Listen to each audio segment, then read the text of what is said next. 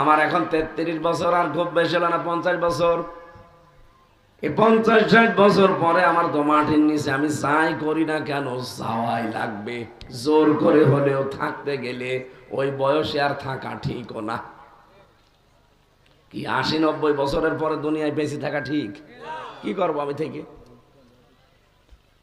আমার জায়গাটা নষ্ট হবে, পরিবারের কষ্ট হবে, আমার নিজের জীবনের ওপরও বাস গাড়ি যাবে। আমার দরকার কি? তার চাইতে মাটির নিচে চলেছে ঘুমাই। এখন মাটির নিচে দিলেই যে ঘুম আসবে, আপনার কে বলেছে? ঘুম আসতে হলে এই গুণগুলো লাগবে। আপনি যদি মাটির নিচে যে ঘুম আসাতে চান, কিয়ামত পর্যন্ত আপনি ঘুমিয়ে থাকতে চান, তাহলে এই 7টা গুণ আপনার জীবনে লাগবেই। যদি আপনার জীবনে 7টা গুণ না থাকে, জীবনও আপনার ঘুম আসবে না। ওই যে মগুর শুরু হবে, কোনোদিন আর শেষ হবে না। আপনাকে আমি বাঁচাতে চাই। ও কুমিল্লাবাসী, সত্যি আমার ইমান থেকে বলছি, এটা আমি আগে বুঝতাম না। এই জেলখানায় যে ফাঁসির কন্ডেম সেলের ভেতরে এই বদ্ধ জীবনে আমি অলরেডি এটা 100 ভাগ প্রায় বুঝে ফেলেছি যে দুনিয়ার জীবনটা ধোঁকা, পুরাটা ধোঁকা। আমার মা বাবা আমাকে ভালোবাসে, হ্যাঁ এটাও ধোঁকা। আমার বউ আমারে ভালোবাসে, এইটাও ধোঁকা। আমার ছেলে মেয়ে আমারে ভালোবাসে, এইটাও ধোঁকা। এটা আমি বলছি না, আল্লাহ জানিয়েছে, অমাল হায়াতুদ দুনিয়া ইল্লা মাতাউল গুরুর। হে পৃথিবীর মানুষেরা, দুনিয়ার জীবনটা কিন্তু ধোঁকা। কে বলছেন? আপনি আজকে পরীক্ষা করার জন্য বাড়ি যান, এমনি মরণের ভান করে থাকবেন যে মরে গেছেন। আপনি যদি সত্যি ভান ধরে থাকতে পারেন, নিঃশ্বাস একটু হালকা বন্ধ বন্ধ করে, মানুষ মনে করবে মরে গেছে। লোকজন যদি বলে যে বউ এতদিন তো এর সাথে সংসার করলে, যে খাটে আসো, খাটের নিচে আমরা মাটি দেব। আপনার বউ বলবে কি বলেন, ও থাকলে জিন আসবে। কি আসবে বলেন তো? 30, 40, 50 বছর, 60 বছর যার সাথে জীবন কাটিয়ে গেলেন, এই মহিলাই যদি বলে না এতদিন খাটের উপরে ছিলেন, এখন শুধু নিচে রাখবে আপনাকে, ও বলবে না আমি রাখতে দেব না, জিন আসবে। অথচ এই ঘর, এই বাড়ি, এই খাট, এই কবরের জায়গাটাও আপনার। কথা বলেন। আমি আমার নিজের জীবন থেকে বলছি, আমার পূর্বপুরুষ, আমি 3 পূর্বপুরুষ চিনি, তার উপরে আর চিনি না। আমার বাবার রিয়াজউদ্দিন, তারপরে জাহান আলী, তারপরে নমাজ আলী, এরপরে আর চিনি না। আর আমার চিনার দরকারও নেই। সাতা চিনেই আমি করবো কি? তাদের চিনার আমার দরকার আছে? আমার সর্বোচ্চ বাইরের দেশে যাইতে পাসপোর্ট করা লাগলে আমার বাবার নাম লাগবে, আমার দাদার নামও লাগবে না। আর দাদার বাবা সেই নমাজ আলী, ও ছাতা তো দরকারই নেই। অথচ নমাজ আলী মাত্র 61 বছর আগে মরে গেছে। এই লোকটা যদি এখন কবর থেকে উঠে এসে কুষ্টিয়াতে বলে যে এই 2 তলা বাড়ি আমার, এই ভিটা আমি কিনেছিলাম, এই যে বাড়ির আশপাশের এই গাছ গাছালিগুলো আমার লাগানো, এই জমি আমার, যেহেতু আমি নমাজ আলীকে এই চোখে দেখিনি, নাম শুনেছি, আমি দেখিনি, আমি আমার দাদা পর্যন্ত দেখেছি। ওই দাদার বাবা যেটা, ওরে আমি দেখিনি, উনি আমার জন্মের আগেই মারা গেছে। বাস্তবতা হচ্ছে এখন এইটা, এত কষ্ট করে যেই লোকটা এই বিশাল সাম্রাজ্য বানিয়ে গেল কুষ্টিয়ার বুকে, ও মাত্র 61 বছর পরে এখন যদি এসে ও দাবি করে ওরে আমি বাড়িতে উঠতে দেব, কিসের নমাজ আলী আপনি? আমি তো নমাজ আলী বলে কাউকে চিনি না। কথা বলছেন, এটা আমি বলবো কিনা বলেন? আপনি প্রত্যেকেই বলবে। মাত্র 60-61 বছরে যদি এই হয়ে যায়, 100 বছর পরে যদি আপনি কুমিল্লায় ফেরত আসেন, আমার মনে হয় কুমিল্লায় আপনাকে ঢুকতেই দেবে না। বলবে মনে হয় অন্য দেশের লোক। এই জন্য আল্লাহ জানাচ্ছেন যে সফল হতে হলে এই গুণগুলো অর্জন করে কবরে আসো। ফেরেশতারা এসে যখন জিজ্ঞাসা করবে কেমন আছেন, ঘুমাবেন, দোলা ভাই যেভাবে আপাকে নিয়ে ঘুমিয়ে যায় আপনি ওইভাবে ঘুমিয়ে পড়ে কিয়ামত পর্যন্ত ঘুমিয়ে থাকেন বাসর ঘরের মতো। একবারে সিংহায় ফৎকার দিলে আপনাকে ডাকা হবে। আল্লাহ পাক বলেন এরকম জীবন যদি সফল করতে চাও, আল্লাযীনা হুম ফী সালাতিহিম খাশিউন, এক নম্বরে তোমাদের নামাজের ভেতরে ভয় তৈরি করা লাগবে। নামাজের ভেতরে বলেন তো, আমরা নামাজের ভেতরে ভয় বলতে কি বুঝি? নামাজে জড়ো সড়ো হয়ে চোখ বন্ধ করে থাকা না। নামাজের ভেতরে ভয় মানে আপনি এমন ভাবে নামাজে দাঁড়াবেন মনে হচ্ছে যে আমার আল্লাহকে দেখা যাচ্ছে। যদি দেখতে নাও পান এই বিশ্বাস যেন থাকে যে আল্লাহ আমারে অবশ্যই দেখতেছে। কোনদিন এরকম মনে করে দাঁড়িয়েছেন? এইরকম মন নিয়ে যদি আমরা সত্যি দাঁড়াতে পারতাম, আল্লাহর কসম জীবনেও মশা লাগলে থাপ্পড় দিতাম না। অনেকে নামাজে দাঁড়িয়ে কয়টা ফ্যান আছে গুনে নেয়। নামাজে একটা দুইটা তিনটা চারটা করে ফ্যান গুনতেছে। 12টা ফ্যান মসজিদে লাগানো আছে, 11টা গোনা হয়ে গেছে, আর সূরা ফাতিহা পড়াও শেষ। চিন্তা করছে কি গো, 11টা ফ্যান গুনলাম। আমি একবার গোপালগঞ্জে নামাজে দাঁড়িয়েছিলাম মাগরিবের, একটা লোক দেখলাম সেজদায় গেল, এই পেছনের পকেটে মোবাইল রাখা, মোবাইল বেজে উঠেছে। নামাজের ভেতরে মোবাইল বের করে বলছে হ্যালো আমি নামাজে আছি, পরে কল দে। দেখলাম আবার মোবাইল রেখে দিয়ে আবার ওইভাবে কি গো নামাজ শেষ করে বললাম যে ভাই এদের নামাজে আসছি, পরে কল দেন। আপনি তো পরে নতুন করে আর নিয়ত না করে ওইটা চালিয়ে দিলেন। বছর বছর কল আসলে করবো কি? আমার হাত আমার বিরুদ্ধে সাক্ষী দেয়, আমার পা আমার বিরুদ্ধে কথা বলে, আমার চোখ আমার বিরুদ্ধে কথা বলে। আমি আর কার ভরসায় কি করব? আমি রিমান্ডে যখন ছিলাম প্রথম দিন সেই কথাগুলো ওরা জিজ্ঞাসা করতো, যদি দু একটা একটু এদিক ওদিক বলতাম, আমি তো আর জানি না যে ওরা আমার মোবাইল নাম্বার, আমার বাড়ির মোবাইল নাম্বার সব ট্যাগ করে বসে আছে। আমি সরল মনে কিছু কিছু কথা বলতাম, আর কিছু দেখতাম যে থাক একটু চেপে যায়। ওরে আল্লাহ, শয়তান দেখি পরের দিন যেটা বলি নাই ওইটা ভিডিও আকারে আমারে দেখাচ্ছে। কালকে বললেন এটা হয়নি, দেখেন তো। তার মানে ওরা বাইরের যত নেটওয়ার্ক সবগুলো ওদের কার্যকর করা ছিল।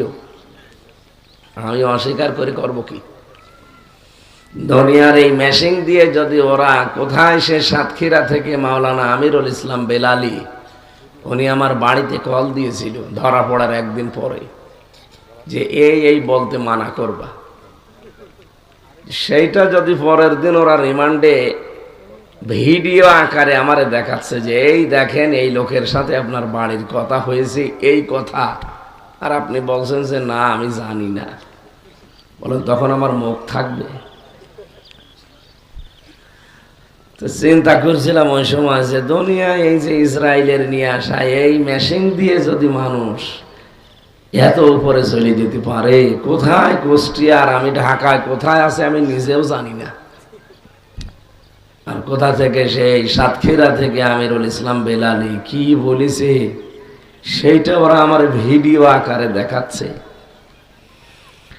কিয়ামতের ওই কঠিন ময়দানে লোকটা যখন ডাক দিয়ে বলবে রব্বুল আলামিন হ্যাঁ আমি এগুলো করেছিলাম, অসহায়ত্ব প্রকাশ করে চোখের পানিগুলো ফেলতে থাকবে। আল্লাহ পাক বলেন বান্দা আমার দিকে তাকা। তোর এই কাকে তো মিনতের দিকে তাকিয়ে তোর এই অসহায়ত্ব দিকে আমি আল্লাহ নিজে তোরে আজকে গোপনে মাফ করে দিলাম। কাউকে বলবি না, যা তোর আমি মাফ করে দিলাম, কাউকে বলার দরকার নেই, জান্নাতে চলে যা। এর নাম হিসাব ইয়াসির। আপনি বোঝেন হিসাব কি জিনিস? আল্লাহ যদি এক গ্লাস পানিরও হিসাব কারো কাছে নেয় না, সে আর জান্নাত পাবে না। সুম্মা লা তুসআলুন্না ইয়াওমাইযিন আনিন নাঈম। দুনিয়ার প্রতিটি নিয়ামতের হিসাব আল্লাহ আপনাকে জিজ্ঞাসা করবে। এই যে সুস্থ ছিলেন, কত মানুষ অসুস্থ হয়ে বিছানায় পড়ে আছে বছরের পর বছর, আপনার আল্লাহ সুস্থ রেখেছিল। কি করেছিলেন এই সুস্থতার জন্যে? কি শুকরিয়া আদায় করলেন এই সুস্থতা থাকার জন্যে? তিনি যে সুস্থ রাখলেন আপনাকে, কি করেছেন আপনি? আরো সুস্থ থেকে এমন এমন গোনায় আঞ্জাম দিয়েছেন যেগুলো অসুস্থ হলে পারতেন না। কি আমার কথা বোঝেন? আমি নাম ধরলাম না। তাই সুস্থ থাকার পরে, নিয়ামত পাওয়ার পরে, টাকা পয়সা ক্ষমতার মালিক হওয়ার পরে আরো নরম হবে কি? ওই এমন এমন গোনার কাছে নিজেকে জড়ায়, টাকা পয়সা না থাকলে ওই গোনাও করতে পারতো না। এরকম মানুষ কি দেশে ছিল না? আমাদের এই যে খাওয়া কাকু, আমি ওনার নিয়ে মাঝে মাঝে ভাবি, একা একা যখন থাকি, আল্লাহ, এই লোকটা তো মরিয়েই গিয়েছিল। মরে গিয়েছিল না? চেহারা কি অবস্থা! আমি সিঙ্গাপুরে ছিলাম, ওর চেহারা দেখে আমার, ওরে আল্লাহ, মায়া লাগতো। আল্লাহ, তুমি এই লোকটাকে এরকম করে তুলে নিও না, হঠাৎ করে তুলে নিও। তো এ কি করেছে, চেহারার দিকে তাকিয়ে ওর নিজেরও ভয় লাগতো, কিন্তু আল্লাহ দয়া করে ফেরত দিল। ফেরত আসার পরে কি করেছে দেখেছে? ও সেই মন্ত্রণালয়ের দায়িত্বে ছিল। আমি 3 দিন আগে গিয়েছিলাম ওখানে, আমার এই গাড়িটা সর্বশেষ কাগজপত্র এবং নাম পরিবর্তনের জন্য যে কয়টা অফিসারের কাছে এই সই করা লাগে, প্রত্যেকটাই আমি আর আমার ড্রাইভার গেছি। প্রতিটি অফিসার এই কথা বলছিল যে হুজুর, এই লোকটাকে মানুষ ফাটা কেষ্ট বলতো, এটা আসলে ফাটা। এই যে কত বড় দুর্নীতিবাজ আমরা তো নিজেরা জানি। আমরা আওয়ামী লীগ করি, তাতে কি? আসলে বাস্তবতা এটা যে মাসুদ তুমি ভালো হয়ে যাও, এই কথাটা বলতো না? এই মাসুদ হচ্ছে বাড়ি বগুড়াতে, ও ছাত্র দলের একজন নেতা ছিল কলেজ লাইফ। এই জন্য ওরে কালার করার জন্য মিডিয়া কাভারেজ নিয়ে ওরে এমন ভাবে কালার করে এই জায়গা থেকে তাড়িয়ে দিয়েছে। বাংলাদেশের সবচাইতে বেশি টাকা পয়সা উপায় করা যায় এই বিআরটিএ, সড়ক পরিবহন যেখানে কাজ করা হয় এই গাড়ি ঘোড়ার, সেই জায়গায়। আর সেইটার দায়িত্বই হাসিনা ওরে দিয়েছিল। ওখানে থেকে বহু মানুষের উপকার করতে পারতেন আপনি। কিছু উপরে উপরে কাজ দেখাতে গিয়ে এমন এমন কাজ সেখান থেকে করেছে। 255 কোটি টাকা খরচ দেখিয়েছে, অথচ এটা 35 কোটি টাকা হলেই কাজটা হয়ে যায়। এই নিজে বলছিল অফিসার আমারে যে এই লোকটা মাত্র 35 কোটি টাকার কাজ 255 কোটি টাকা লাগিয়ে বাকি টাকা সব আল্লাহ রাস্তায় দিয়েছে। আমার এখন মাঝে মাঝে মনে হয় ও যদি এখন মরি যায়, আল্লাহ ওরা যদি জিজ্ঞাসা করে, খাওয়া তোরে আমি কি করেছিলাম বল, তোর যে চেহারা, ও তো শয়তান পর্যন্ত ভয় পেত। আমি দয়া করে তোরে ফেরত দিলাম যে না, তুই একটু ভালো হয়ে যা। আর তুই বললি মাসুদ তুমি ভালো হয়ে যাও।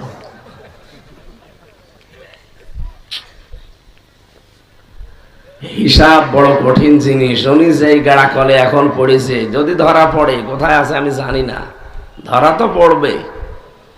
আজ হোক কাল হোক, যদি ধরা পড়ে হিসাব দিতে দিয়ে দিয়ে জীবন বের হয়ে যাবে। যদি এ দুনিয়ায় না হয়, আর একটা জায়গা আছে না হিসাবের, হিসাব মাফ নেই। এই 54 বছরে যে যা করেছেন প্রত্যেকের হিসাব দেওয়া লাগবে। আর আমরা আহ্বান জানাই যারা দায়িত্বে আছেন, শুধুমাত্র এই 15.5 বছরের হিসাব না, এই 54-53 বছরে যারা সেইভাবে সম্পদের মালিক হয়েছে, এই 54 বছরের হিসাব পাই টু পাই প্রত্যেকের কাছে নেওয়া লাগবে। কিন্তু এত টাকার মালিক হলে কি করে বলা লাগে? আমি হঠাৎ করে এখন 5 কোটি টাকার মালিক হয়ে গেলে যদি দুদক আমারে ধরে যে এর বৈধ কোনো ইনকাম আছে কিনা, এই কথা বলে না কেন? এ টাকা পয়সা কোথা থেকে আয় করলো, এর সোর্স অফ ইনকাম কি, কোথা থেকে কিভাবে এনেছে, সরকারকে ট্যাক্স দিয়েছে কিনা, এইটা দেখে তারপরে আমার টাকা বাড়ানো লাগবে। আপনি এই 54-53 বছরে বহু কিছু করেছেন, অনেকে জানে না। খালি 15 বছরের হিসাব নিলে হবে? এই 53-54 বছরে যা করেছেন প্রত্যেকটার হিসাব যদি নেওয়া হয় তাহলে আগামী নির্বাচনে কেউ কালো টাকা বিলোপন করতে পারবে না। কোথায় পেলেন আগে বলেন? আপনিও তো হাজার হাজার কোটি টাকার মালিক, কোন জায়গা থেকে এত টাকার মালিক হয়েছিলেন জবাব দেওয়া লাগবে। আপনার কাছে যদি এটা খারাপ লাগে তাহলে আগামীর দেশ ভালো হবে না। যারা আসবে ওরা মনে করবে বাবা শাহজালাল সব হালাল। এই জন্যই তো এখনই অন্তত চেপে ধরা দরকার। 15.5 বছর ধরলে শুধু হবে? বলেন। আজকে যারা অন্যান্য দলে আছেন, এই যে যারা চাঁদাবাজ, নাম আমরা জানি এখন যে চাঁদাবাজি করে, এমনি করে ওরা চাঁদাবাজি। এই নিম্নের এই ছোট ছোট মানুষগুলো এমনি চাঁদাবাজি করছে না, শুধু দোষ ওদের একা না।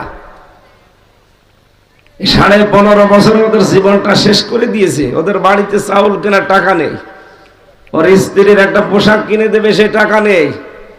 15.5 বছরও পালিয়েছিল, ওর মেয়েকে ভর্তি করবে স্কুলে, সেই বই খাতা কেনার টাকা নেই।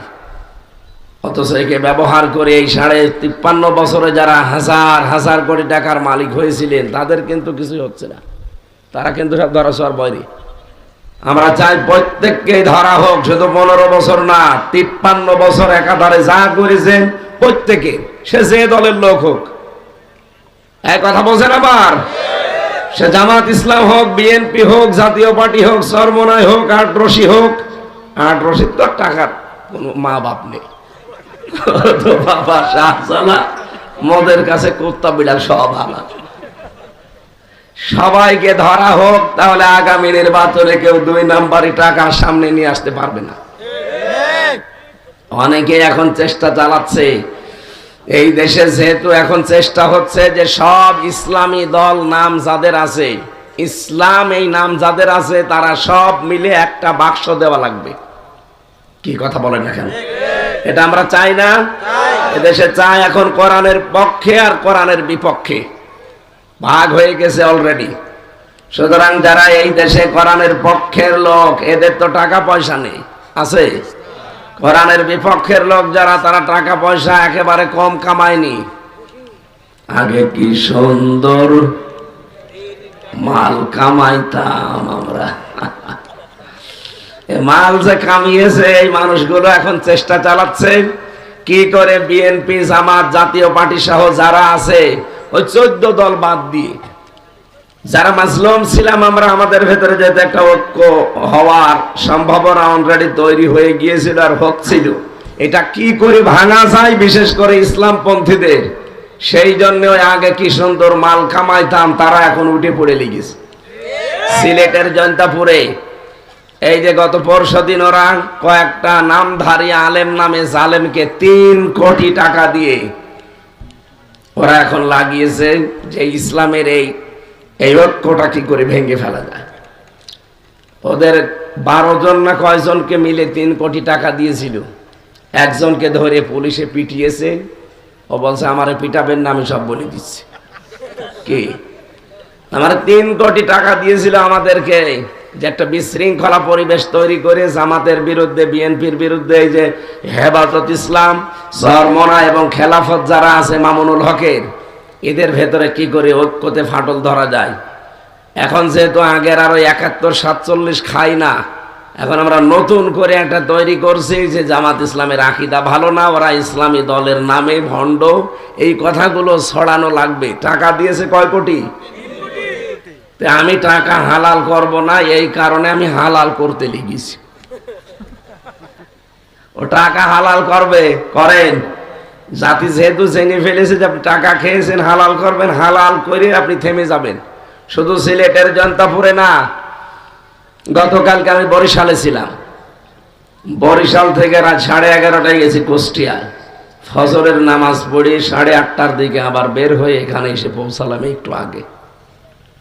কালকে ওখানে এক দলকে শুনলাম যে নাকি এখানে তো 3 কোটি, ওরা দিয়েছে 5 কোটি। ওরা টাকা দিয়ে লাগিয়েছে যে কি করি এই জামাতের নাম নিয়ে, শিবিরের নাম নিয়ে ওই 71 আর 47 মানুষ আর খেতে চাচ্ছে না। নতুন করে বলবা যে এদের আকীদা ঠিক নেই, এরা ইসলামী নাম নিলেই হবে। কেউ যদি লিখে দেয় ইসলামী মদের দোকান, জায়েজ হয়? সেই রকম ইসলামী আন্দোলন বাংলাদেশ, জামাত ইসলামী বাংলাদেশ, এইটাও জায়েজ না।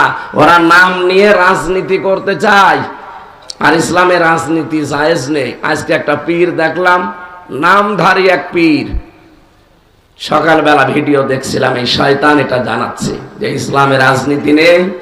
ওরে শুনলাম যে টাকা দিয়েছে 5 কোটি, কারণ মাল তো এরা কম কামায়নি, টাকাগুলো এখন করবে কি, নিজেরা ভোগ করতে পারছে না, এখন এই ঐক্য নষ্ট করার জন্য এদের পেছনে ব্যয় করছে। এটা যেতে জাতি জানে না অনেকে, এই জন্য আমি এই মিডিয়ায় জানিয়ে দিলাম।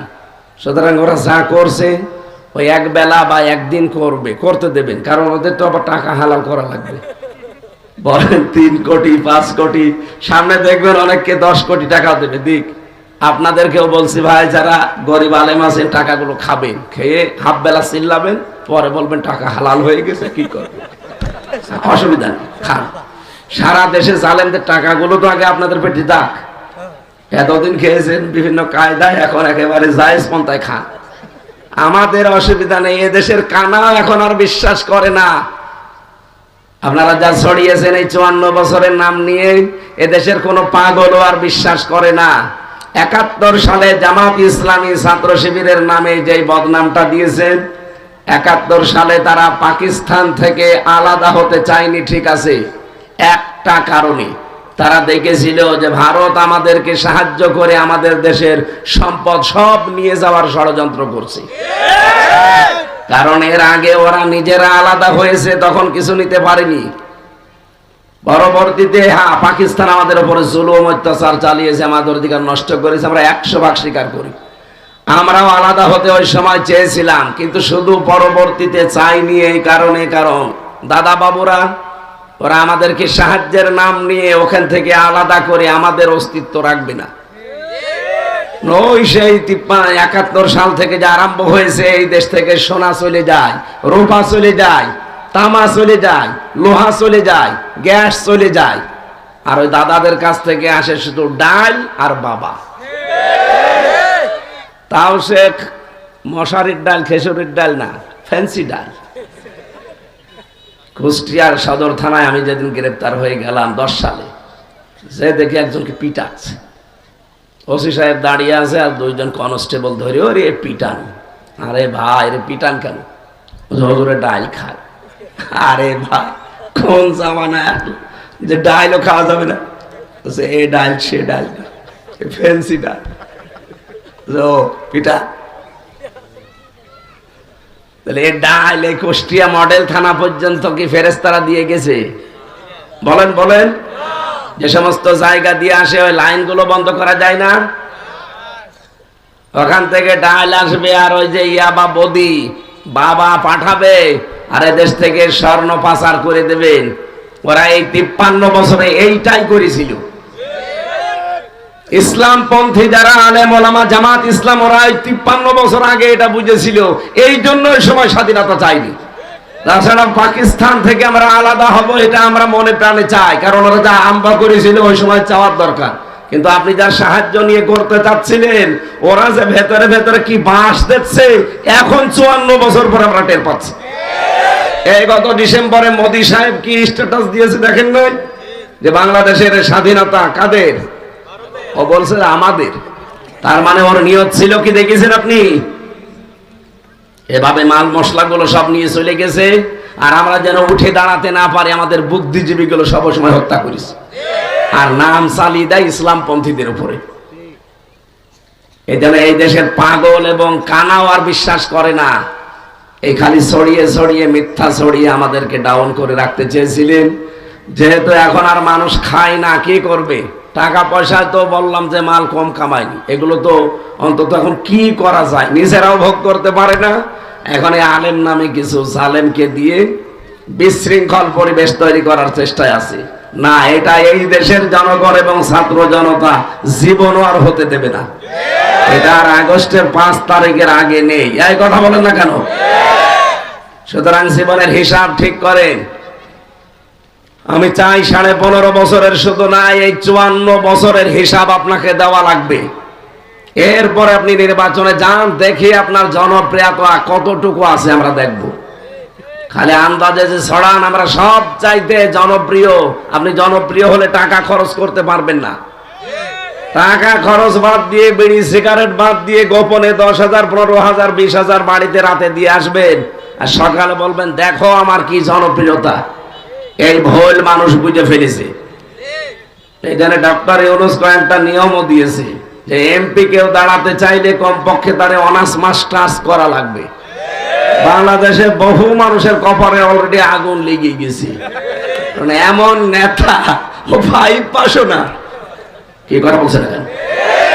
আপনি চেয়ারম্যানে দাঁড়াতে চাইলেও অন্তত বিএ পাস হওয়া লাগবে। বিয়ে মানে শুধু বিয়ে করে বিএ পাস না, পাস করে হওয়া লাগবে।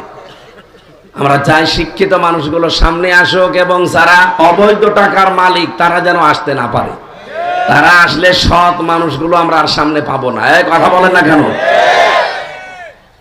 এই জন্য আমি ভূমিকায় যে কথা বলে দিলাম, জীবনের হিসাব আমাদেরকে আজকে মিলানোর সময় এসেছে। আল্লাহ যেন আমাদেরকে পরিচ্ছন্ন জীবন তৈরি করার তৌফিক সামনে দেন। আমিন।